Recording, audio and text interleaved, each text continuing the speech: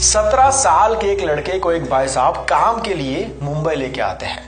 वो लड़का मुंबई के बांद्रा स्टेशन पर ये भाई साहब से कहीं पर अलग हो जाता है। वो उनको बहुत ढूंढता है लेकिन वो नहीं मिलते। उसके पास घर पर वापस जाने के भी पैसे नहीं होते। उसको हिंदी भी नहीं आती। मुंबई में उसे कोई नहीं जानता। वो क्या करेगा, कहां जाएगा, किससे मिलेगा, कुछ नहीं पता है। आगे चल के वो लड़का करोड़ों की कंपनी का मालिक बनता है। कैसे, आइए जानते हैं। मैं हूं जस्मीन पटेल। शुरू करते हैं आज की बात। कहानी है प्रेम गणपति की, जिनका जन्म नगलपुरम तमिलनाडु में हुआ। उनके पिताजी एक फार्मर थे, तो घर की इनकम कुछ खास नहीं थी, ठीक ठाक सी थी। उनके आसपास ये माहौल था कि 8वीं या तो फिर 10वीं आते आते बच्चे काम धंधे पर लग जाते हैं। किसी शॉप में, रेस्टोरेंट में, कहीं पर भी जॉब पे लग जाते हैं। तो प्रेम भी एक जगह पर कॉफी शॉप में जॉब पर लग गया। उसके बाद उसने एक दो जॉब्स चेंज भी की। अब जहां पर वो काम करता था वहां पर उसकी मुलाकात हुई एक भाई से जो मुंबई से आए थे। प्रेम आगे बढ़ने के लिए मुंबई जाना चाहता था, तो ये भाई साहब उसको अपने साथ ले गए मुंबई। उस वक्त प्रेम की एज थी 17 साल। प्रेम जाते जाते ये सोच रहा था कि मैं मुंबई जाकर ये करूंगा, वो करूंगा। बहुत खुश था बच्चा। मुंबई पहुंचते ही हालात ने बहुत ही बड़ा झटका दे दिया। मुंबई के बांद्रा स्टेशन पर प्रेम उस भाई साहब से अलग हो गया जो उसको लेके आए थे। उसको ठीक से हिंदी भी नहीं आती थी। बहुत डर गया वो, भीड़ भाड़ देख के, वो शहर की रफ्तार देख के।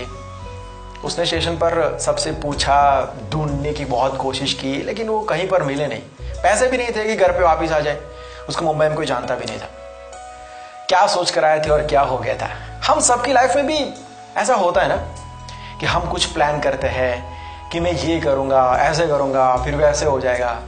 लेकिन जैसा हमने सोचा है वैसा ही हो, ये जरूरी नहीं है। ऐसे टाइम पे ना हमारे पास दो चॉइस होती है मेनली। क्या हो गया, कैसे हो गया, ये करके रोते रहे। और दूसरा ऑप्शन, तो क्या हो गया, मैं तो नहीं रुकूंगा, अरे ऐसे नहीं तो वैसे, लेकिन मैं नहीं रुकूंगा। इन दोनों में से ज्यादातर लोग क्या चूज करते हैं? पहले वाला ऑप्शन। यस। एनीवे, आगे बढ़ते हैं प्रेम गणपति की कहानी पर। स्टेशन पर प्रेम की एक तमिल भाई साहब से मुलाकात हुई जो तमिल बोलते थे। उसने मदद मांगी कि मेरे साथ ऐसा ऐसा हुआ है, मुझे ठीक से हिंदी नहीं आती है, मैं किसी को जानता नहीं हूँ, मेरे पास पैसे नहीं हैं। तो वो भला आदमी प्रेम को एक मंदिर के पास लेके गया। उसने तो पहले उसको शांत किया, हिम्मत दी कि कहा चिंता मत करो, मैं तुम्हारा रिटर्न टिकट करवा देता हूँ, तुम घर पहुंच जाओगे, सब ठीक हो जाएगा, टेंशन मत लो। पहले तो प्रेम को ये सुन के बड़ा अच्छा लगा कि थैंक गॉड मैं एटलीस्ट घर पे तो पहुंच जाऊंगा। लेकिन फिर उसको एक सवाल हुआ, इसमें खुश होने वाली कौन सी बात है? मैं घर से ही आया हूं, किस लिए आया हूं? वापिस जाने के लिए। हाँ, जैसा सोचा था वैसा नहीं हुआ, लेकिन तो क्या हो गया? जो बंदा मुझे यहां पर लेके आया था सिर्फ वही मुझे काम दिला सकता है, ऐसा किसने कहा है? वो होगा तभी मैं आगे बढ़ूंगा, ऐसा किसने कहा है? उसके लिए थोड़ी आया हूं मैं मुंबई, मैं तो मेरे लिए आया हूं, मेरे सपनों के लिए आया हूं। तो उसके होने ना होने से क्या फर्क पड़ता है? हाँ, थोड़ा सा फर्क पड़ता है कि काम ढूंढने में थोड़ी सी तकलीफ होगी शुरू में, लेकिन तो क्या हो गया, देख लेंगे, कर लेंगे। रास्ते में छोटा सा खड्डा आ जाता है तो हम पीछे नहीं मुड़ जाते हैं, आगे बढ़ते रहते हैं। उसने इस भाई साहब से कहा कि थैंक यू, आपने मदद करने की कोशिश की, बट मैं यहीं पर रहूंगा, काम करूंगा, धन्यवाद। उसने आसपास देखा, सोचा कि मैं अब यहाँ पर काम कैसे ढूंढ सकता हूँ, मुझे काम कैसे मिल सकता है। रेस्टोरेंट, शॉप, सब जगह पर जाके उसने पूछना शुरू कर दिया कि क्या मैं आपके यहाँ पर काम कर सकता हूँ, क्या मुझे कोई काम मिलेगा? पहले तो सामने से ये जॉब मिलता था, नहीं मिलेगा ना, आगे जाओ, ये वो। लेकिन लास्ट में एक जॉब मिला, हाँ, एक बेकरी शॉप में बर्तन धोने का काम मिला। वैसे प्रेम के एक्सपीरियंस, टैलेंट और नॉलेज के हिसाब से तो ये काम उसके लिए ठीक नहीं था, लेकिन अगेन जैसा आप सोचो वैसा ही हो, ये जरूरी नहीं है। और शुरू में जब तक हालात नॉर्मल नहीं हो जाते तब तक ये काम करना उसके लिए जरूरी था। तो उसने वो काम कर लिया, सीख लिया। आगे चल के उसने जॉब चेंज कर दी, एक टी शॉप में काम किया, वेटर का। अब यहाँ पर उसने कस्टमर्स के साथ रिलेशन कैसे बनाते हैं ये सीखा, कैसे उनको खुश रखते हैं। वहां सबसे ज्यादा टिप प्रेम को मिलती थी। वीडियो के लास्ट में जब आप ये सारे डॉट्स को कनेक्ट करोगे तो समझ पाओगे कि ये हो क्या रहा था। तो यहां प्रेम को कस्टमर्स ना ढूंढते थे कि वो लड़का कहां है, उसको बुलाओ। क्योंकि प्रेम कस्टमर्स को समझता था, जानने लगा था उनको कि किसको क्या अच्छा लगता है, किसको क्या अच्छा नहीं लगता है। उन्हीं कस्टमर्स में से एक कस्टमर ने प्रेम को ऑफर दी कि हम लोग पार्टनरशिप में एक टी स्टॉल ओपन करते हैं। प्रेम ने हाँ कहा, बिजनेस की शुरुआत हो गई, धंधा चलने लगा। लेकिन जैसे जैसे पैसे आने लगे उसके पार्टनर ने सोचा कि मैं प्रेम को पैसा क्यों दूं, तो उसने अपना मन बदल लिया और प्रेम को निकाल दिया, पार्टनरशिप तोड़ दी, उसकी जगह पर किसी को सैलरी बेस पर रख दिया। फिर से बड़ा झटका, बिजनेस शुरू होते ही पार्टनर ने धक्का मार दिया था, वापिस जहां पर आए थे वहीं पर आ गए रोड पे, फिर से वही काम ढूंढने वाला सिस्टम। प्रेम ने सोचा कि तो क्या हो गया, यहां भी कुछ सीखा कि जब तुम तुम्हारे टैलेंट से किसी और का बिजनेस चला सकते हो तो खुद का बिजनेस क्यों नहीं चलेगा। Thanks lot to that partner जिसने यकीन दिलाया कि मेरे में इतना दम तो है कि मैं बिजनेस चला सकता हूं। उसके पास 1000 रुपए थे उस वक्त सेविंग के। सोचा कि मैं सबसे बेस्ट क्या कर सकता हूं। फिर क्या, उसने 1000 रुपए इन्वेस्ट कर दिए, एक इडली डोसा का छोटा सा ठेला लगा दिया मुंबई के वाशी में। धीरे धीरे बिजनेस आगे बढ़ रहा था। प्रेम इतना अच्छा, इतना टेस्टी डोसा बनाता था कि लोग ढूंढते ढूंढते आते थे, लोग उसको जानने लगे थे, भीड़ होने लगी, पैसा आने लगा। लेकिन तभी म्यूनिसिपालिटी वालों ने परेशान करना शुरू कर दिया था।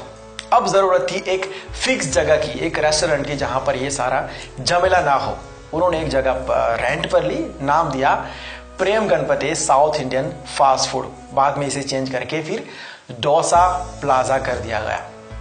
अब उन्होंने सोचा कि कस्टमर इतना लाइक करते हैं मेरी रेसिपी को, तो मेरा भी फर्ज बनता है कि मैं उनको कुछ स्पेशल दूं।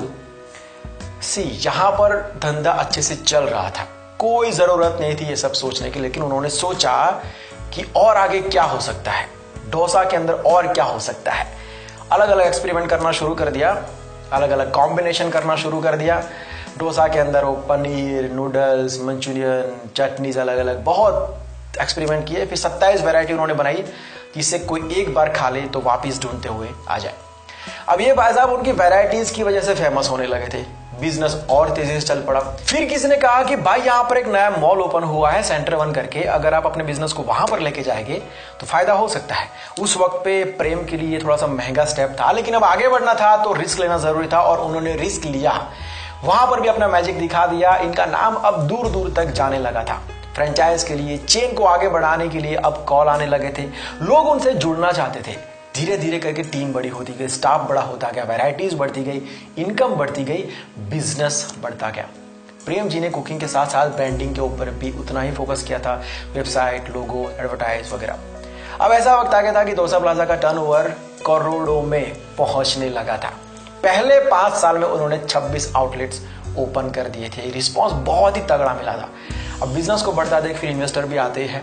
इंडिया में तो फैल गया था, आगे चल के बिजनेस इंडिया के बाहर भी शुरू हो गया। Australia, New Zealand, Singapore, Abu Dhabi, Dubai, US, UK, कतार। आज तो डोसा प्लाजा पूरी दुनिया में है।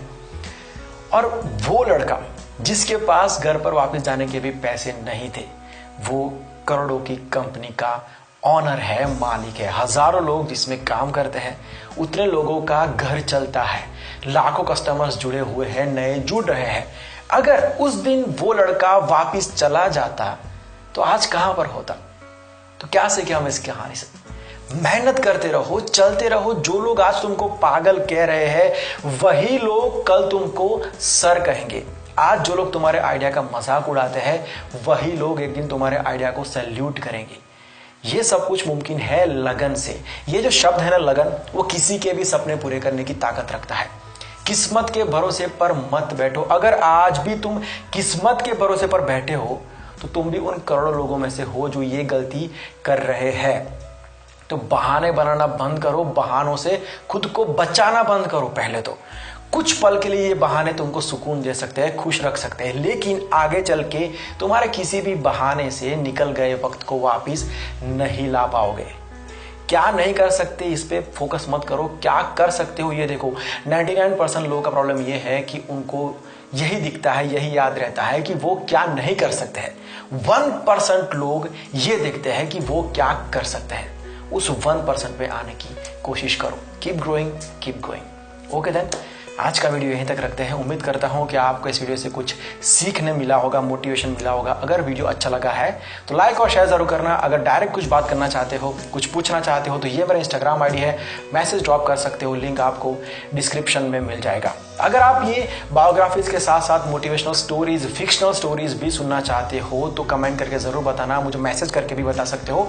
अगर आप ये सारे वीडियोस को फेसबुक पर देखना चाहते हो तो उसका लिंक भी आपको डिस्क्रिप्शन में मिल जाएगा। जाने से पहले वक्त है शाउट आउट्स का। लास्ट वीडियो में मैंने आपको सवाल पूछा था कि जस्टिन बीबर के फर्स्ट एल्बम का नाम क्या है। इसका सही जवाब है माई वर्ल्ड 2.0। टॉप 3 में जिन्होंने आंसर दिया उनका नाम है Sunil Bhatt, marks Vivek Singh and DTM। Burden आप तीनों को हमारी तरफ से 10-10 पॉइंट मिलते हैं। आज का सवाल बहुत ही ज्यादा सिंपल है और इसका जवाब सबको पता होना ही चाहिए। सवाल यह है कि कोरोना से बचने के लिए कोई भी 2 प्रिकॉशंस आपको कमेंट करने हैं। जल्दी से कमेंट करो और एक पर्सनल रिक्वेस्ट की इस चीज को हल्के में मत लो। इतना कुछ होने के बाद भी कुछ लोग इसको हल्के में लेते हैं कि कुछ नहीं मत करो। पूरी दुनिया इसके सामने लड़ रही है तो अपनी गवर्नमेंट को, लोगों को, दुनिया को थोड़ा सा कोऑपरेट करो। बहुत सारी बातें आपको पता है कि क्या करना है क्या नहीं करना है, तो उसको फॉलो कीजिए। क्योंकि बहुत जगह पर ये देखा है कि लोग अभी भी बहुत हल्के में लेते हैं कि क्या हो जाएगा। उस चक्कर में चाइना में, खास करके इटली में क्या हुआ हमको पता है। जो गलती वहां पर हुई है वो हमको दोहरानी नहीं चाहिए। तो प्लीज कोऑपरेट करो गवर्नमेंट के साथ। वो जो भी कर रहे हैं हमारे अच्छे के लिए कर रहे हैं। तो कुछ दिन अगर आप बाहर नहीं निकलोगे, जो ध्यान रखने के लिए बोला है उसका ध्यान रखोगे, तो उसमें हमारा भी फायदा है, आपके बच्चों का भी फायदा है। तो इस बात का ध्यान रखिए। मिलते हैं बहुत जल्द एक नए वीडियो के साथ, एक नए सब्जेक्ट के साथ। Bye, take care and